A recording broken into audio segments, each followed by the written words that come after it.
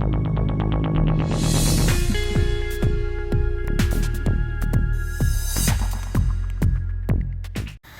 പ്രേക്ഷകർക്കും out of ഫോക്കസിലേക്ക് സ്വാഗതം. കണ്ണൂരിൽ CPM നേതൃത്വത്തിന് വലിയ തലവേദനയായിരിക്കുകയാണ് പാർട്ടിയിൽ നിന്ന് പുറത്തുപോയ മുൻ ജില്ലാ കമ്മിറ്റി അംഗവും മുൻ DYFI നേതാവുമായ Manu Thomas. Manu Thomas party നേതൃത്വത്തിന് തന്നെ രൂക്ഷമായി വിമർശിച്ചുകൊണ്ടാണ് രംഗത്തെത്തിയിരിക്കുന്നത്. പാർട്ടിക്കുള്ളിലെ ഉന്നത നേതാക്കൾക്ക് കൊട്ടേഷൻ സംഘവുമായും സ്വർണ്ണക്കടത്ത് സംഘവുമായും ബന്ധമുണ്ട് എന്നാണ് മനു തോമസ് ആരോപിക്കുന്നത്. നേരത്തെ യുവജന കമ്മീഷൻ അധ്യക്ഷൻ അതുപോലെ തന്നെ DYFI നേതാവുമായ M ഷാജറിന് സ്വർണ്ണക്കടത്ത് സംഘവുമായി ബന്ധമുണ്ടെന്നും അതിന്റെ തെളിവുകളടക്കം നിരത്തിക്കൊണ്ട് മനു തോമസ് ജില്ലാ നേതൃത്വത്തിന് ഒരു പരാതി നൽകിയിരുന്നു. പക്ഷേ ആ പരാതിയിൽ ഒരു നടപടി എടുത്തതുമില്ല. ഇതിൽ മനം നൊന്താണ് പാർട്ടിയുമായി താൻ അകന്നത്, പാർട്ടിക്ക് പുറത്തു പോകാൻ താൻ തീരുമാനിച്ചത് എന്നാണ് മനു തോമസ് പറഞ്ഞത്. പക്ഷേ മനു തോമസിനെ പാർട്ടി തള്ളിപ്പറയുകയാണ് ചെയ്തത്. കണ്ണൂർ ജില്ലാ സെക്രട്ടറി MV ജയരാജൻ ഒരു വിശദീകരണവുമായി ഇന്നലെ രംഗത്തെത്തുകയുണ്ടായി. മനു തോമസ് ഉന്നയിച്ച കാര്യങ്ങൾ, ആ പരാതി പാർട്ടി പഠിക്കുകയും പരിശോധിക്കുകയും ചെയ്തു, എന്നിട്ട് ആ പരാതിയിൽ കഴമ്പില്ല എന്ന് കണ്ടെത്തുകയാണ് ചെയ്തത് എന്നാണ് MV ജയരാജൻ പറഞ്ഞത്. ഈ വിഷയമാണ് നമ്മൾ ആദ്യം പരിശോധിക്കാൻ പോകുന്നത്. അജിംസ്, പാർട്ടി വലിയൊരു തിരുത്തലിനൊരുങ്ങുകയാണ്. ജനങ്ങൾ അകന്നതിൻ്റെ കാരണം പരിശോധിക്കുകയാണ് അവർ. അപ്പോഴാണ് മനു തോമസ് പാർട്ടിയെ തന്നെ വിമർശിച്ചുകൊണ്ട്, നേതൃത്വത്തെ തന്നെ വിമർശിച്ചുകൊണ്ട് ശക്തമായ ചില വെളിപ്പെടുത്തലുകൾ, വിമർശനങ്ങൾ ഉന്നയിക്കുന്നത്. പക്ഷേ പാർട്ടി അത് ആ ഗൗരവത്തിലെടുക്കുന്നുണ്ടോ, പൂർണ്ണമായും തള്ളി പറയുകയാണ് ചെയ്യുന്നത്? അതിന് പിന്നിലെ എന്തായിരിക്കും വാസ്തവം? അല്ല, വാസ്തവം നമുക്കിപ്പോഴും അറിയില്ല. പക്ഷേ ഒരു കാര്യം, ഈ മനു തോമസ് ഇപ്പോൾ പറയുന്നതിലൊരു വെളിപ്പെടുത്തലൊന്നുമല്ല. അദ്ദേഹം മുമ്പും പരാതി പറഞ്ഞിട്ടുണ്ട്, പരാതി ഉന്നയിച്ചിട്ടുള്ള ആളാണ്. അതായത് കണ്ണൂരിലെ DYFI നേതാക്കൾക്ക് ചിലർക്ക് സ്വർണ്ണക്കടത്ത് സംഘവുമായി ബന്ധമുണ്ട് എന്നുള്ളത് നേരത്തെയുള്ള ആരോപണമാണ്. പക്ഷേ പാർട്ടി സെക്രട്ടറി, ജില്ലാ സെക്രട്ടറിക്കെതിരെയൊക്കെ പറഞ്ഞിട്ടുണ്ടോ? അല്ല, അത് അദ്ദേഹത്തിന് നടപടി സ്വീകരിക്കാത്തതിൻ്റെ കെറിവ് കൊണ്ട് അദ്ദേഹം ഇപ്പോൾ പറയുന്നതാണല്ലോ. അല്ല, ഇതിലെ യഥാർത്ഥ പ്രശ്നം, കാതലായ പ്രശ്നം അതാണല്ലോ. പാർട്ടിയിൽ ജില്ലാ കമ്മിറ്റി അംഗങ്ങൾക്ക് സ്വർണ്ണക്കടത്ത് സംഘവുമായി ബന്ധമുണ്ട്. അത് പാർട്ടി പരിശോധിച്ചതാണത് ആ വിഷയം. അദ്ദേഹം DYFI നേതാവായിരിക്കുമ്പോൾ, DYFI ജില്ലാ പ്രസിഡന്റ് ആയിരിക്കുമ്പോൾ തന്നെ ഈ സ്വർണ്ണക്കടത്ത് സംഘങ്ങൾക്കും കൊട്ടേഷൻ മാഫിയയ്ക്കും എതിരായി അവിടെ പ്രചാരണം നടത്തിയിട്ടുണ്ട്. അതും ശരിയാണ്. അപ്പോൾ അദ്ദേഹം ഉന്നയിക്കുന്ന ഒരു പ്രധാന എഴുതി കൊടുത്ത ഒരു ആരോപണം എന്ന് പറയുന്നത്, പാർട്ടിയിലെ ഒരു ജില്ലാ കമ്മിറ്റി അംഗത്തിന് ഇവരുമായി ഇപ്പോഴും ബന്ധമുണ്ട്, ഇപ്പോഴും ആ ബന്ധം തുടരും, തള്ളി പറയുമ്പോഴും ഉള്ളിലൂടെ അണ്ടർ ദ ടേബിൾ അവർ ആ ബന്ധം തുടരുന്നത്. അപ്പോൾ അത് പാർട്ടി പരിശോധിക്കേണ്ടത് തന്നെയാണ് ശരി. പക്ഷേ പാർട്ടി പരിശോധിച്ചാൽ ഇതിൽ കഴമ്പില്ല എന്നേ കാണും. അതിൻ്റെ ഒരു പ്രധാനപ്പെട്ട കാരണം, ഇത് കണ്ണൂർ ജില്ലയിലെ CPM ഉണ്ടാകുന്ന ഒരു പ്രശ്നമാണ്. മറ്റെല്ലായിടത്തും ഇങ്ങനെ സ്വർണ്ണക്കടത്തുമായിട്ട് ബന്ധമുണ്ട് പാർട്ടി നേതാക്കൾക്ക് നമുക്ക് പറയാൻ കഴിയില്ല. എന്ന് മാത്രമല്ല, കേരളത്തിലെ സ്വർണ്ണക്കടത്ത് സംഘം CPM-ഉമായിട്ട് കൈകോർത്തിട്ടല്ല പ്രവർത്തിക്കുന്നത്. കണ്ണൂരല്ല സ്വർണ്ണക്കടത്ത് സംഘത്തിൻ്റെ പ്രധാനപ്പെട്ട കേന്ദ്രം എന്ന് പറയുന്നത്. അപ്പോൾ കണ്ണൂരിലെ സവിശേഷമായ സാഹചര്യം ഞാൻ മുമ്പ് ഒരു ഔട്ട് ഓഫ് ഫോക്കസിൽ പറഞ്ഞിട്ടുണ്ട്.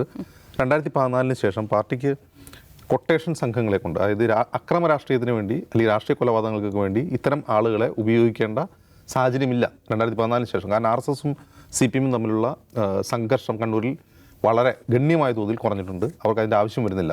ഇപ്പോൾ ബോംബുണ്ടാക്കിയാൽ പോലും ബോംബ് ഉപയോഗിക്കേണ്ട ആവശ്യം വരുന്നില്ല. അതുകൊണ്ടാണ് ഈ തെങ്ങുംതോപ്പിൽ നിന്ന് അത് കിട്ടുന്നതും മറ്റൊരിടത്തൊക്കെ ഇരുന്ന് പൊട്ടുന്നത്. അതുകൊണ്ടാണ് അത് ഉപയോഗിക്കേണ്ടി വരുന്നില്ല.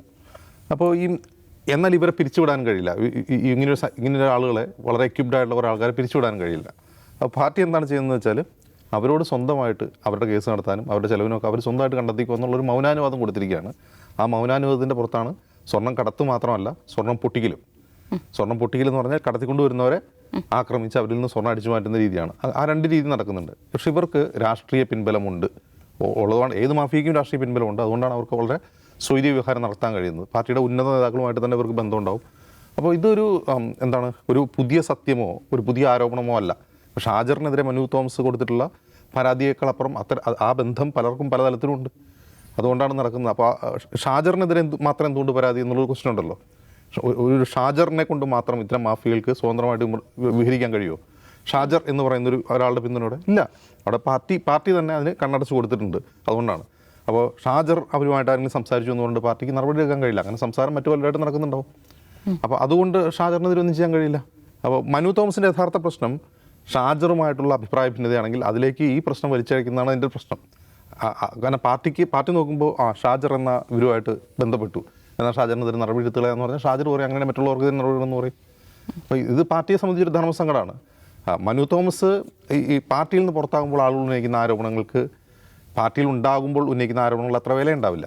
പാർട്ടിയിൽ ഉണ്ടായിരിക്കുമ്പോൾ കൊടുക്കുന്ന ഒരു പരാതി, ആ പരാതിയുടെ സാങ്കത്യം എന്താണ്, ആ പരാതിയിൽ നടപടിയെടുക്കുമോ എന്നൊക്കെ അറിയില്ലാത്ത ആളല്ല മനു തോമസ്. മനു തോമസ് എത്രയോ വർഷമായിട്ട് പ്രവർത്തിക്കുന്ന പാർട്ടി പ്രവർത്തകനാണ്. അപ്പോൾ ഈ ജയരാജൻ തന്നെ പറയുന്നത് പോലെ, പി ജയരാജൻ ഫേസ്ബുക്ക് പോസ്റ്റ് പറയുന്ന പോലെ, ഒരു കർഷക കുടുംബത്തിൽ നിന്ന് ജനിച്ച് പടിപടിയായി വളർന്നു വന്നൊരു നേതാവാണ് അദ്ദേഹം. അന്നൊന്നും ഇല്ലാത്തൊരു പോരാളി പരിവേഷം ഇപ്പോൾ മാധ്യമങ്ങൾ അദ്ദേഹത്തിന് കൊടുക്കുന്നുണ്ട്. അദ്ദേഹം പാർട്ടി ഇത് പുറത്തു പോയതുകൊണ്ടാണ്. അതിന് മുമ്പ് അദ്ദേഹത്തിന് ആ പോരാളി പരിവേഷം ഇല്ലായിരുന്നു, മാധ്യമങ്ങളെയും കുറ്റപ്പെടുത്തുന്നുണ്ട്.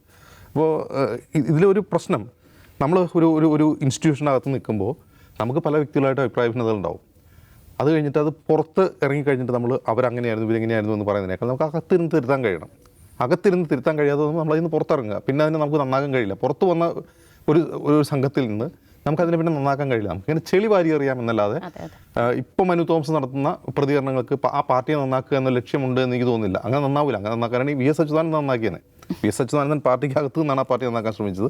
അത് നന്നാക്കലാണോ അത് തിരുത്തലാണോ അതൊക്കെ വേറെ ഡിബേറ്റ്.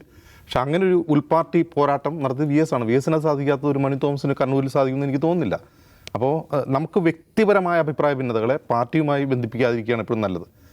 നമുക്ക് പാർട്ടി നന്നാക്കണമെങ്കിൽ പാർട്ടിക്ക് അകത്ത് അത്തരം ചർച്ചകൾ, ഉൾപാർട്ടി ജനാധിപത്യം എന്ന് പറഞ്ഞതാണല്ലോ, പാർട്ടിക്ക് അകത്ത് അത്തരം ചർച്ചകൾ ഉയർത്തിക്കൊണ്ടുവരിക എന്നുള്ളതാണ് പ്രധാനപ്പെട്ട കാര്യം. നമ്മൾ ഒരു പരാതിയിൽ നടപടി സ്വീകരിച്ചില്ല, അതിന് വലിയ പുറത്താക്കപ്പെട്ടു.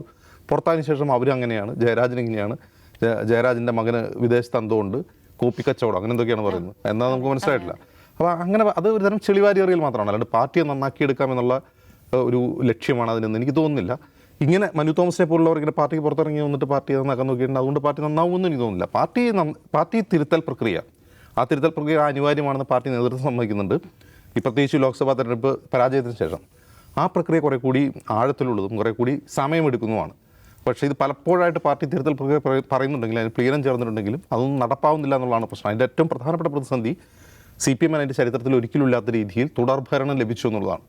അതായത് കഴിഞ്ഞ 8 വർഷമായിട്ട് ഭരണത്തിലിരിക്കുന്ന ഒരു പാർട്ടിയാണത്. അപ്പോൾ ഭരണത്തിലിരിക്കുന്ന പാർട്ടിയിൽ പുഴുക്കുത്തുകൾ, അധികാരമോഹികൾ, അധികാരത്തിൻ്റെ ഇടനാഴികളിൽ നുഴഞ്ഞു കയറുന്ന ലോബിയിസ്റ്റുകൾ, അവതാരങ്ങൾ, ഇവരൊക്കെ ഉടലെടുക്കും. അപ്പോൾ അവരെ നിയന്ത്രിക്കാൻ പാർട്ടിക്ക് സാധിക്കുക എന്നുള്ള പാർട്ടിയെ സംബന്ധിച്ച് വെല്ലുവിളിയാണ്. ആ പാർട്ടി എത്രമാത്രം അതിനെക്കുറിച്ച് ഗൗരവമായി ചിന്തിക്കുന്നു അത്രമാത്രം തിരുത്താൻ കഴിയും. അതല്ലെങ്കിൽ വലിയ തിരിച്ചടി ആ പാർട്ടിക്ക് തന്നെ ഉണ്ടാവും. യെസ്, അതാണ് നിഷാദ്. അതിനെ ഒരു വ്യക്തിപരമായ ഒരു അഭിപ്രായ ഭിന്നതയുടെ പുറത്തുണ്ടായ ഒരു പ്രശ്നം മാത്രമായി കണ്ടാൽ മതി. അതിനപ്പുറം മനു തോമസ് പറഞ്ഞ ഈ കാര്യങ്ങളിൽ ഒരാഴത്തിലുള്ള ഒരു പരിശോധനയിലേക്ക് പാർട്ടി കടക്കേണ്ടതില്ലേ? ഒന്നാമത്തെ കാര്യം, മനു തോമസിൻ്റെ പരാതിയിലുള്ളത് ആരോപണങ്ങളാണ്. അത് വസ്തുതയാണോ ഇല്ലയോ എന്ന് നമുക്ക് ജഡ്ജ് ചെയ്യാൻ പരിമിതിയുണ്ട്. വസ്തുതയില്ലെന്ന് പാർട്ടി പറയുന്നു. ഒരു പ്രോപ്പർ ഇൻവെസ്റ്റിഗേഷനൊക്കെ നടന്ന് ആ പാർട്ടിയോ അല്ലെങ്കിൽ അതിൻ്റെ ഏതെങ്കിലും എക്സ്റ്റേണൽ ഏജൻസീസൊക്കെ അന്വേഷിച്ച് കണ്ടുപിടിച്ചാൽ അതിന് ശരിയും തെറ്റുകൾ മാറ്റിവെക്കാൻ പറ്റുക. ഇതിനകത്തൊരു കാര്യമുള്ളത്, മനു തോമസിന് ഷാജറുമായ അഭിപ്രായ പ്രശ്നമുണ്ട്. പക്ഷേ ഷാജറുമായിട്ടുള്ള പ്രശ്നത്തെ മനു പാർട്ടിയിൽ അവതരിപ്പിക്കുന്നത് ഈ അർജുൻ ആയങ്കി, ആകാശ് തില്ലങ്കേരി സംഘമുണ്ടല്ലോ, അവരുടെ ഒരു ക്ലോസ്ഡ് വാട്സാപ്പ് ഗ്രൂപ്പിൽ മനു തോമസിനെ നമുക്ക് ഫിനിഷ് ചെയ്യണം. ഫിനിഷ് ചെയ്യാൻ മീൻസ് പൊളിറ്റിക്കലി അയാളെ ദുർബലപ്പെടുത്തണം, അയാൾക്കെതിരായിട്ടുള്ള മൂവ്മെൻറ്റ്സ് വേണം, ഷാജറിൻ്റെ പിന്തുണ നമുക്കുണ്ട് എന്നൊരു ഓഡിയോ ക്ലിപ്പ് അടക്കമാണ് അയാൾ പരാതി കൊടുത്തിട്ടുള്ളതെന്നാണ് ഇപ്പോൾ കേൾക്കുന്ന വിവരം. ആ ഓഡിയോ ക്ലിപ്പ് അടക്കം പരാതി കൊടുത്തിട്ടും അതിന്മേൽ എന്തെങ്കിലും നടപടി ഇനീഷ്യേറ്റ് ചെയ്യാനോ പ്രോപ്പർ ഇൻവെസ്റ്റിഗേഷനിലേക്ക് പോകാനോ പാർട്ടി തറയില്ല. ആദ്യം അയാൾ പലതവണ പരാതിപ്പെടുന്നു, അവഗണിക്കപ്പെടുന്നു. പാർട്ടി സംസ്ഥാന സെക്രട്ടറിയുടെ മുമ്പിൽ വെച്ച് ഈ വിഷയം വീണ്ടും ഉയർത്തപ്പെടുമ്പോൾ ഒരു ഏകാംഗ കമ്മീഷനെ വെക്കുന്നു.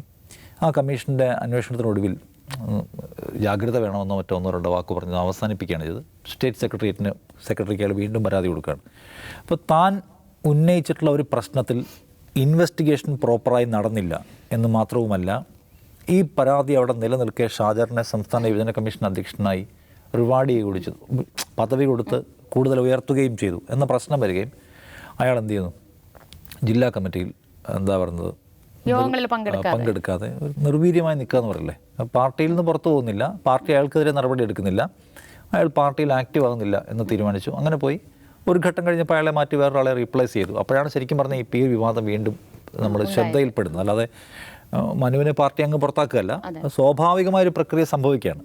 അപ്പോൾ ഞാൻ ഉന്നയിച്ച പ്രശ്നങ്ങൾ പരിഹാരം ഉണ്ടാവാത്തത് കൊണ്ടാണ് എനിക്ക് പാർട്ടിയുമായി സഹകരിക്കാൻ പറ്റുന്നത്, മടുത്തുപോയി ഞാൻ, അതുകൊണ്ടാണ് എനിക്കിതിനോട് സഹകരിക്കാൻ പറ്റാത്തതെന്നാണ് അയാളുടെ വിശദീകരണം. എന്ന് മാത്രമല്ല, ചില ആളുകൾക്ക് കിട്ടുന്ന പ്രത്യേകമായ പിന്തുണയെക്കുറിച്ച് അദ്ദേഹം ഹിൻഡ് ചെയ്ത് വർത്തമാനം പറയുകയും ചെയ്തു.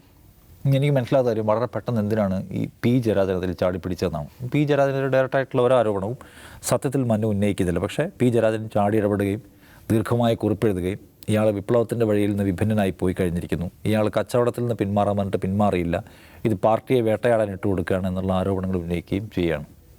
അപ്പോൾ ഇതിനകത്ത് പി ജയരാജന് വളരെ പെട്ടെന്ന് കൊട്ടേഷൻ സംഘാംഗങ്ങളുമായൊക്കെ ബന്ധപ്പെട്ട കാര്യം പറയുമ്പോൾ വന്ന് ഇടപെടുന്നത് സംശയാസ്പദമായ കാര്യമാണ്. എന്തിനാണ് വെറുതെ ഒരു ഡിഫൻസ് ഉണ്ടാക്കാൻ അദ്ദേഹം ശ്രമിക്കുന്നത്? അദ്ദേഹം ആരെയാണ് സംരക്ഷിക്കാൻ ശ്രമിക്കുന്നത്?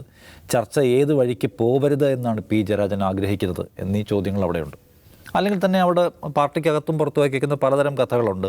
ഇപ്പോൾ ഇയാൾ പറയുന്നുണ്ടല്ലോ, ക്വാറി മാഫിയകൾക്ക് വേണ്ടി ഏരിയ സെക്രട്ടറിമാരെ സൃഷ്ടിച്ച ആളാണ് പി ജയരാജൻ. പി ജയരാജനെ കുറിച്ച് അങ്ങോട്ട് ആരോപണം പാർട്ടിക്കകത്ത് ഒരു വിഭാഗം ആളുകൾക്കുണ്ട്. പാലക്കോട് ഒരു ക്വാറി മാഫിയ, അവിടെ CPM സമരം നടത്തുന്നു. ആ സമരം സെറ്റിൽ ചെയ്യാൻ പി ജയരാജൻ ആവശ്യപ്പെടാതെ വരുമ്പോഴത്തേനും അവിടുത്തെ ഏരിയ സെക്രട്ടറിയെ മാറ്റുന്നു. അങ്ങനെ പരിഹരിക്കപ്പെടുന്നു.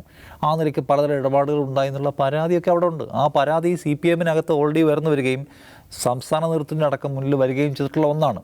അപ്പോൾ അദ്ദേഹത്തിൻ്റെ മക്കൾ വലിയ തോതിൽ പണം ഉണ്ടാക്കുന്നു, അദ്ദേഹത്തിൻ്റെ മകൻ വലിയ വീട് വയ്ക്കുന്നു എന്നീ പ്രശ്നം അവിടെയുണ്ട്. ജയരാജൻ പാർട്ടിക്ക് വേണ്ടി മാത്രം ഒഴിഞ്ഞു വെച്ച ജീവിതമാണ്, അദ്ദേഹം മറ്റു നേതാക്കളെ പോലെ ഒന്നും ഉണ്ടാക്കിയില്ല എന്നൊക്കെ പറയുന്നത് വ്യാജമാണ്. അദ്ദേഹവും കൊട്ടേഷൻ സംഘാംഗങ്ങളുടെ താല്പര്യത്തിനൊപ്പിച്ച് നീങ്ങി എന്നുള്ള ആരോപണം ആ പാർട്ടിക്ക് സജീവമാണ്. അതുകൊണ്ട് ഈ മനു തോമസിൻ്റെ കേവലമായ വ്യക്തിവിരോധത്തിൻ്റെ അടിസ്ഥാനത്തിൽ അയാൾ എന്തൊക്കെയോ തരത്തിലുള്ള പ്രശ്നങ്ങൾ ഉണ്ടാക്കുന്നു എന്ന് കാണാൻ വയ്യ. ജിംസ് പറഞ്ഞതിന് വിരുദ്ധമായിട്ട് പാർട്ടിക്കകത്തു നിന്ന് പരമാവധി അയാൾ ശ്രമിച്ചു നോക്കിയിട്ടുണ്ട്. അയാൾ DYFIയുടെ പ്രധാനപ്പെട്ട പദവിയിലേക്കും ഈ കൊട്ടേഷൻ സംഘങ്ങൾക്കെതിരെ അവരൊരു ക്യാമ്പയിൻ നടത്തുന്നു. പിന്നെ ഈ പ്രശ്നം വരുമ്പോൾ പരാതി കൊടുക്കുന്നു. പരാതിയിൽ വീണ്ടും പരാതി പരിഗണിക്കണമെന്ന ആവശ്യം ഉയർത്തുന്നു. അത് പരിഗണിക്കപ്പെടുന്നില്ല. അപ്പോൾ അങ്ങനെയുള്ള പുറത്താക്കപ്പെടുമ്പോഴാണ് സത്യം പറഞ്ഞാൽ ഈ ഡിസ്കഷൻ വീണ്ടും ഓപ്പൺ ആവുന്നത്. ഈ പറഞ്ഞ കാര്യങ്ങൾ ശരിയാണ്. കണ്ണൂരിലെ പാർട്ടിയെക്കുറിച്ച് മാത്രം ഉയർന്നു കേൾക്കുന്ന ഒന്നാണ് കൊട്ടേഷൻ സംഘങ്ങളുമായിട്ടുള്ള ബന്ധം, സ്വർണ്ണക്കള്ളക്കടത്ത് സംഘങ്ങളുമായിട്ടുള്ള ബന്ധം, അവർക്ക് പൊളിറ്റിക്കൽ രാഷ്ട്രീയ സംരക്ഷണം കിട്ടുന്നുള്ള ആരോപണം. അത് അന്വേഷിക്കുന്നതിനും ആ പാർട്ടിക്ക് തടസ്സമുണ്ടാവും.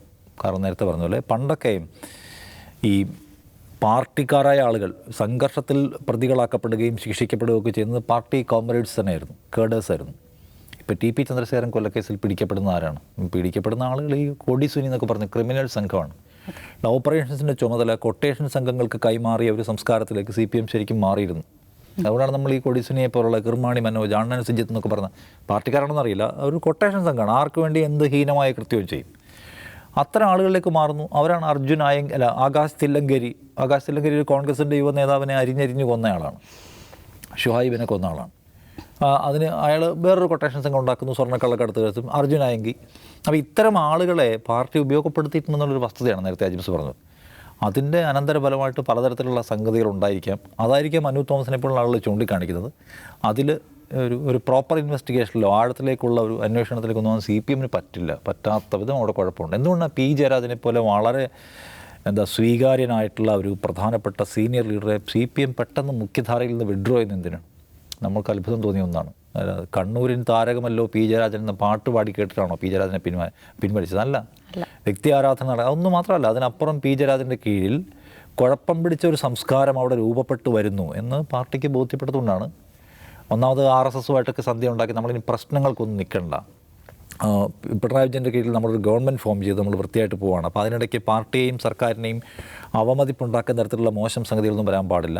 സംഘർഷങ്ങളുടെ ഒരു വഴിയൊക്കെ ഉപേക്ഷിക്കാം എന്ന് പാർട്ടി തീരുമാനിക്കുമ്പോൾ അതിനപ്പുറത്തെ പൊസിഷനിലാണ് ആര് നിൽക്കുന്നത്? പി ജയരാജൻ നിൽക്കുന്നത്. അതുകൊണ്ട് പി ജയരാജനെ രാഷ്ട്രീയമായി പിൻവലിക്കുക എന്ന ഒരു പോളിസി എടുത്തതിൻ്റെ ഭാഗമായിട്ടാണ് അദ്ദേഹത്തെ വടകരയിൽ കൊണ്ടുവരുന്നത്.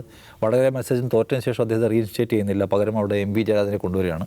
അപ്പോൾ ഇത് വെറും ഒരു പുകപടലല്ല, അതിനകത്ത് കുറേ കാര്യങ്ങളുണ്ട്. നിർഭാഗ്യവശാൽ അതിനകത്ത് മുഴുവൻ ഇറങ്ങിച്ചെല്ലാനോ ശരിയാവണ്ണമുള്ള പരിശോധന നടത്തിയ ആളുകളെ ഉത്തരവാദികളെ ഫിക്സ് ചെയ്യാനോ ശിക്ഷിക്കാനൊന്നും CPM-ന് പറ്റുകയില്ല.